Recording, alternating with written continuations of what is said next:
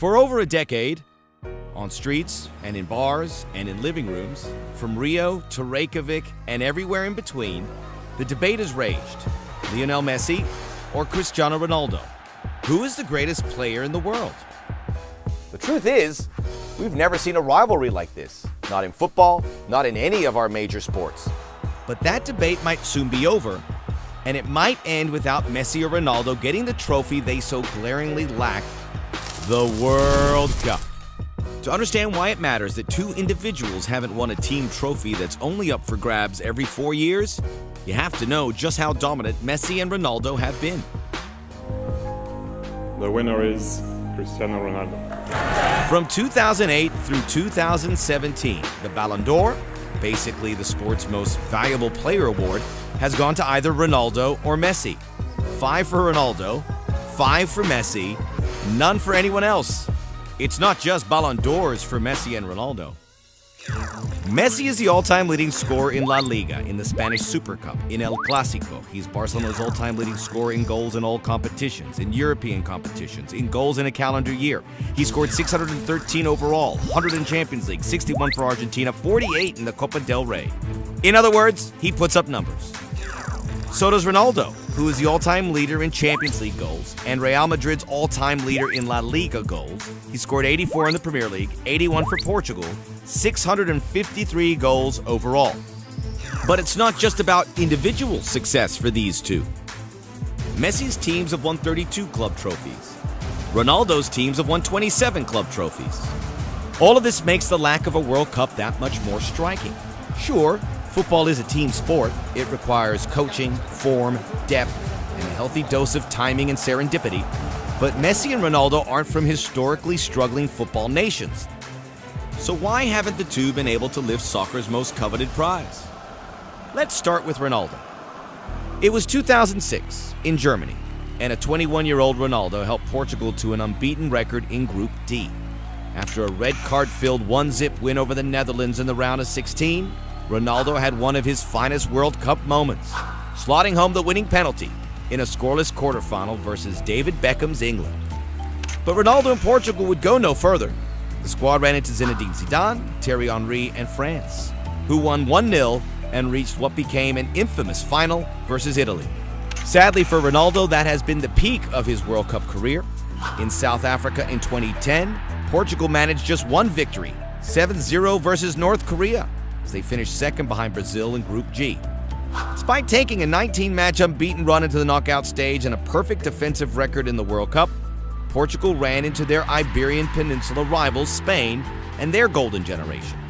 David Villa scored, Spain advanced, and won the whole thing, while Portugal went back home. Again. 2014 was even more disappointing.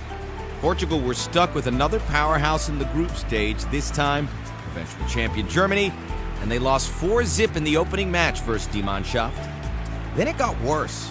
Facing the United States in the second match, Portugal had to settle for a last-gasp 2-2 draw to keep their dreams of reaching the knockout stage alive for one more game.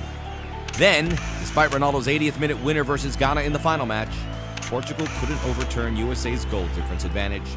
8 years after being reasonably close to the final, Portugal didn't even reach the knockouts. Lionel Messi, meanwhile, has gone in a different direction. In 2006, as a relatively unknown teenager, he emerged off the Argentine bench and gave a proper introduction to the footballing world, scoring a goal in their second group stage game against Serbia and Montenegro.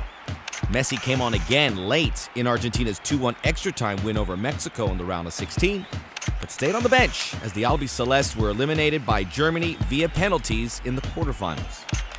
In 2010, Messi was a known quantity, and it was perhaps his most disappointing World Cup. Coached by the iconic Diego Maradona, Messi struggled to make a major impression in the build-up.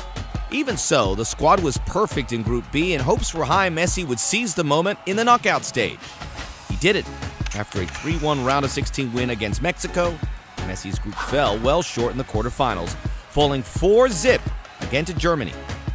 Then came 2014 in Brazil, the heartbreak. Led by Javier Mascherano, the Argentine defense was stout. Messi got back to scoring too, scoring the eventual winner in the 2-1 opener against Bosnia and Herzegovina, snagging a late winner against Iran in the second game, then bagging a first-half brace versus Nigeria as Argentina clinched an unbeaten group stage record. A pair of nervous 1-0 wins in the round of 16 in the quarterfinals showed the tenuous nature of their grip on the competition. Then came the semis versus the Netherlands, which went scoreless through extra time, giving Messi a chance to put the ball in the net for the first time since the group stage. He did, helping the Albiceleste earn a 4-2 win on penalties and a trip to Argentina's first final since 1990 against, who else? Germany. This was not the blowout of 4 years earlier. The game was scoreless through 45, then through 90. Then in extra time, 22-year-old Mario Götze scored an absolutely incredible goal that gave Germany their first trophy since the West Germans beat Argentina in 1990, leaving Messi so close, yet so far away from unquestioned all-time greatness. So here we are. Messi and Ronaldo, still considered the best players in the world, head to Russia to give it another try. Is this their last chance? It very well might be. By the 2022 World Cup, Messi will be 35, Ronaldo 37, and outfield players that age don't have a great history of claiming the top prize. Add to that the uncertainty of a tournament held in Qatar in November-December, and the window might have closed. These are Messi and Ronaldo, though. They're clearly not ordinary players. Time will tell just how much longer they have as key contributors to their national team sides. But in all likelihood, if neither of them does it this time, the window for the two greatest players of this generation will likely be shut. The chance to add the trophy that many feel is required to be the best player ever will have passed.